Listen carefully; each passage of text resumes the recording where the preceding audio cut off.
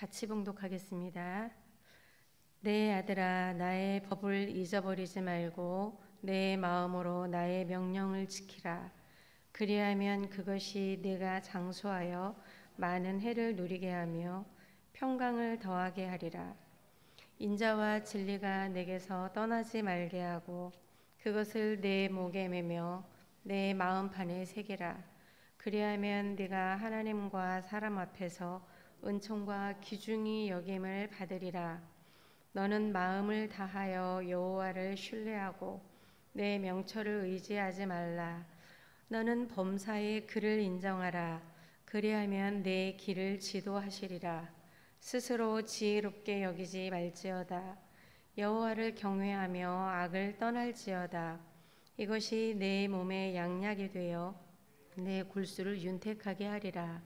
내 재물과 내 소산물의 처음 익은 열매로 여호와를 공경하라. 그리하면 내 창고가 가득히 차고 내 포도즙 틀에 새 포도즙이 넘치리라. 아멘.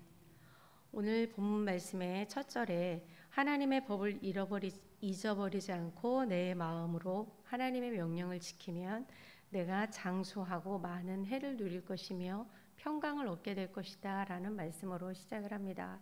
에베소서 5장 16절에 세월을 아끼라, 때가 악하니라 라는 말씀을 하지요.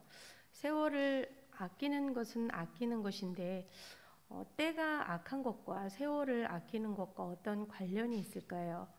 에베소서에서 기록하고 있는 세월을 아끼라는 말씀은 세월을 구원해내라 라는 뜻을 가지고 있습니다.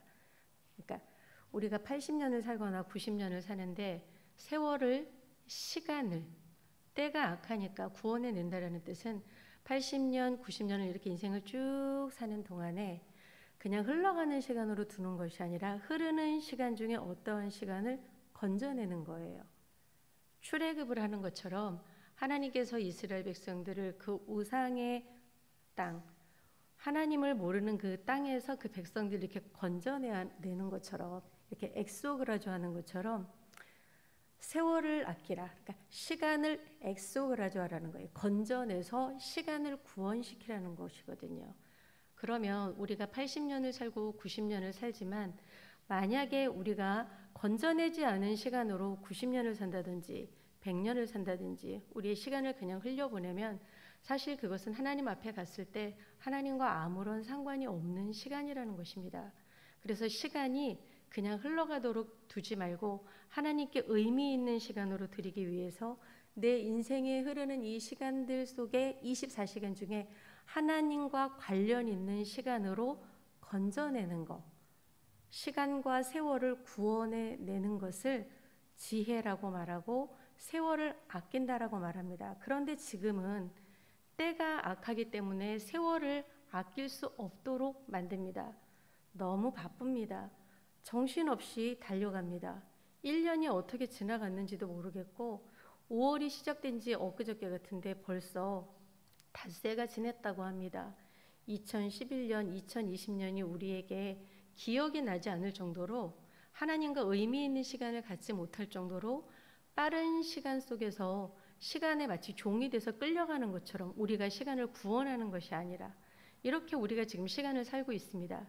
그런데 하나님께서 말씀하시는 시간이 구원된 사람에게는 내 생명이 길리라, 장수하리라 라는 말씀과 깊은 연관이 있는데 그러면 제가 이 땅에 살면서 병에 들어서 30살에 죽거나 20살에 죽거나 이렇게 하면은 그것도 또 뭐 하나님의 은혜가 아니지 않습니까? 라는 질문을 할 수가 있죠.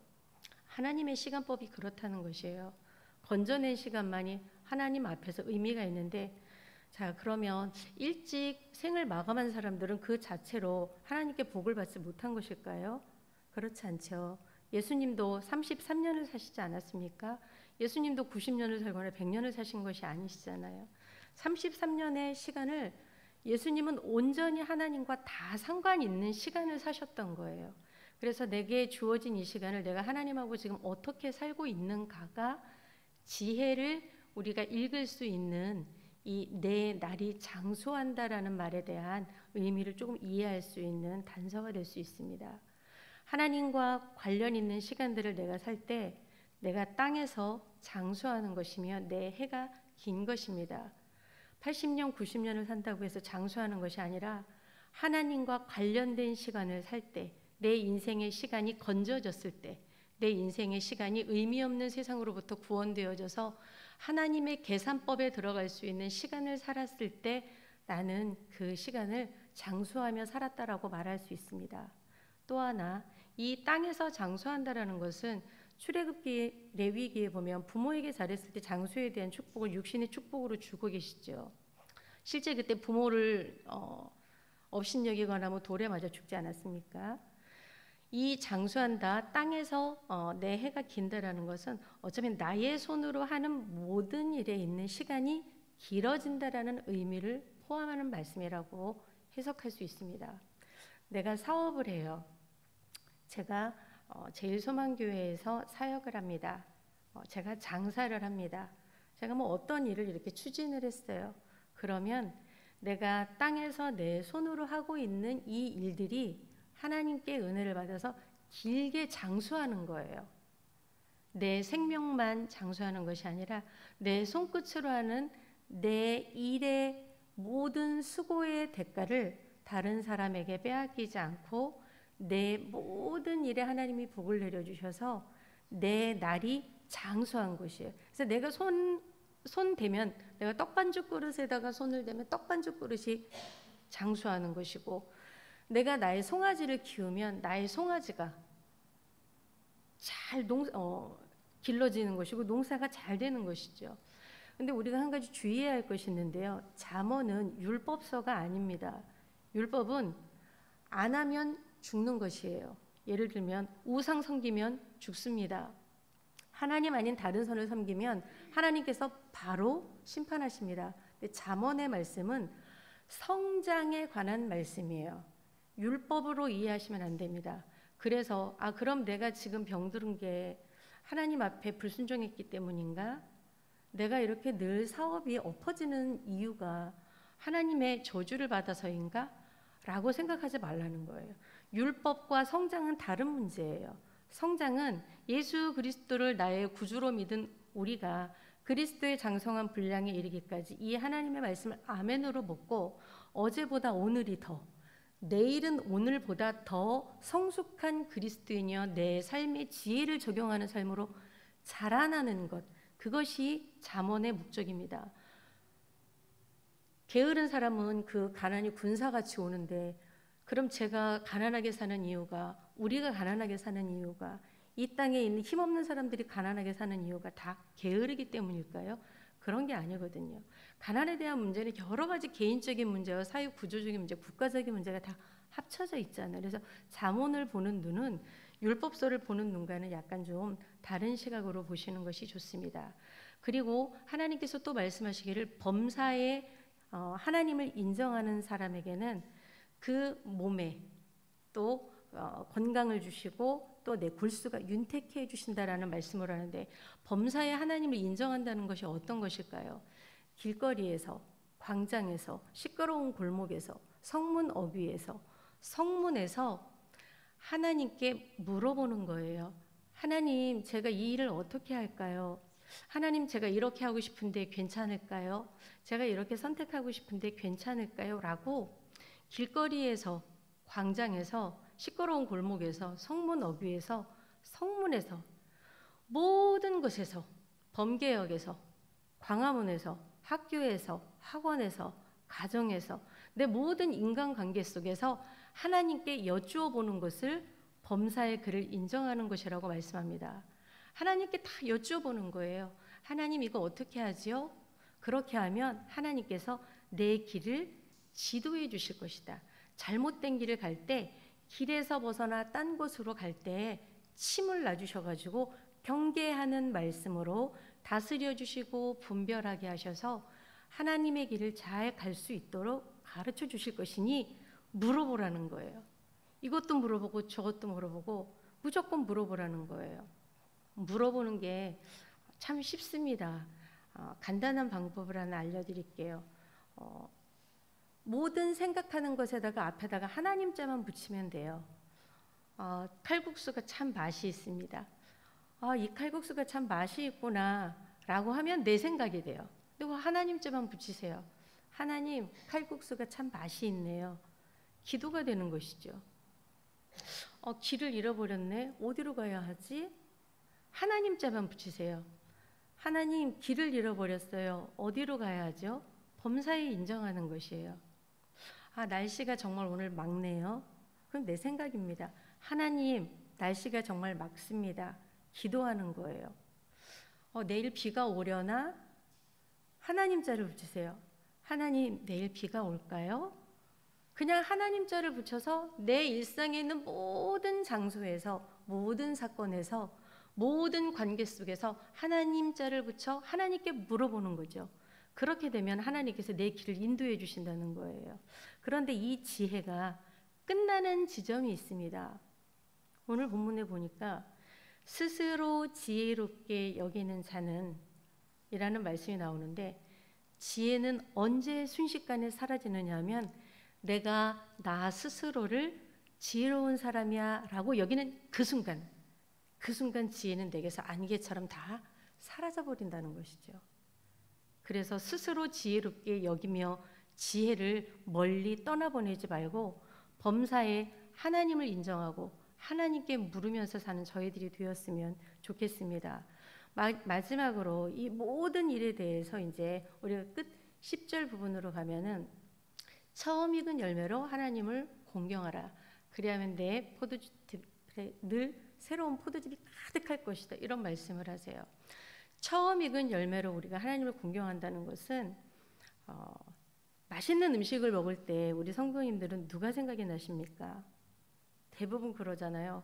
너무 맛있는 음식을 먹을 때 아이고 우리 애들이 이거 먹었으면 엄청 좋아할 텐데, 우리 남편이 이거를 먹으면 참 좋아할 텐데, 우리 아내가 이걸 먹으면 참 좋아할 텐데, 우리가 이렇게 뭔가 가장 좋은 순간에 나누고 싶은 것이 딱 있을 때 우리 아이들이 생각이 나잖아요. 가족이 생각이 나잖아요. 그게 처음 익은 열매예요. 급여를 받았을 때 가장 먼저 떼는 것도 물리적인 처음 익은 열매가 될 수 있겠지만, 모든 일에 있어서 길거리에서, 광장에서, 시끄러운 골목에서, 성문 어귀에서, 성문에서 제일 먼저 하나님을 생각하는 거예요. 그래서 너무 즐거울 때, 그때도 하나님이 제일 먼저 생각나는 것이죠. 첫눈이 오면 너무 좋은데 커피숍에 가서 근사하게 창문 넓은 집에서 커피를 마셔야 되겠다, 이런 생각을 20대 때는 했었는데, 어느 날은 첫눈이 막 내리면 예배당으로 막 달려가고 싶은 거예요. 왠지 교회에 가서 기도하고 싶어요. 항상 그랬던 건 아니지만 어떤 순간에 그런 순간들이 가끔 우리에게 찾아올 때가 있는 거죠. 제일 좋은 그 순간에 하나님이 제일 먼저 생각나는 것이에요. 그것이 처음 익은 열매예요. 우리의 손으로 수고한 것, 우리의 시간에 하나님 앞에 드려야 할 것, 우리의 생각에서 하나님 앞에 가장 먼저 드려야 될 모든 생각의 처음 것, 가장 좋은 것, 구별되는 것, 아주 귀한 것, 이 모든 것들을 가장 먼저 하나님을 생각한다면 하나님께서 내 인생의 포도주틀에 새 포도즙이 가득할 것이다 라는 물질에 대한 약속을 하셨습니다. 내 몸의 양약이라는 말씀은 사실은 이게 배꼽이라고 번역을 하면 더 좋은 번역이거든요. 그래서 내 배꼽에 양약이 되고 내 골수가 윤택하게 된다는 것은, 그러니까 내 몸의 모든 중심에 건강과 생각과 모든 지정의를 하나님께서 책임져 주시고, 내 지갑을 책임져 주시고, 하나님과 사람 앞에서 존귀하게 만들어 주시는 모든 관계를 책임져 주신다라는 것을, 하나님을 경외하면 이런 결과물을 줄 것이다. 그런데 스스로 만약에 지혜롭게 여기는 순간 그것이 달아나 버리고 악에 빠지니 범사에 하나님을 인정하며 살아라. 이렇게 오늘 잠언 3장에 말씀하고 있습니다. 제가 새벽 예배를 인도할 때 제일 힘든 것은 찬양을 하는 것입니다. 지금 같이 현장에 계시는 분들은 잘 모르시겠지만 집에서 영상으로 보고 계시는 분들은 아마 제 목소리가 그대로 이제 반주 없이 나가니까 아마 예배 방해가 되셨을 수도 있을 것 같아요. 제가 이것 때문에 20번, 30번도 더 기도했거든요. 근데 이게 노력을 해도 잘 안 되는 실력이라 그래서 제가 이제 내일은 이제 또 강 목사님 인도를 하시는데 새벽에 찬양을 할 때 제가 너무 긴장을 하는 거예요. 너무 긴장을 하다가 이 찬양이 이렇게 길고 빨리 끝났으면 좋겠다 이렇게 생각을 하다가 찬양이 딱 끝나면서 설교가 들어갈 때 제가 안정감을 딱 찾는데 제가 오늘 마지막 찬송을 딱 하면서 와 이제 끝났다 이 생각을 하면서 마음이 팍 내려지면서 제가 갑자기 설교 원고를 까먹은 거예요. 그래서 제가 순간 그 아주 짧은 1, 2초 순간에 아이고 내가 설교 원고 다 외웠다고 그러고 있다가 엉뚱한 생각하다가 다 까먹었구나. 금방 또 이제 다시 기억이 났지만 이게 미끄러지는 게 너무나도 순간적이에요. 그래서 하나님이 우리에게 경고하셨어요. 1장에 길거리에서 광장에서 기억하세요. 외우시면 좋겠어요. 길거리에서 광장에서 시끄러운 골목에서 성문 어귀에서 성문에서 모든 삶의 자리와 모든 시간 속에서 하나님을 인정하는 것. 그렇게 되면 그 시간을 구원한 시간이 되고 내게 장수와 은혜와 내 배꼽, 내 몸의 중심, 내 영혼이 하나님 앞에서 귀하게 사람 앞에서 존귀한 존재로 우리를 세우시겠다고 약속하신 이 말씀이 저와 우리 모든 성도님들에게 축복의 말씀이 되기를 주님의 이름으로 부탁드립니다. 기도하겠습니다.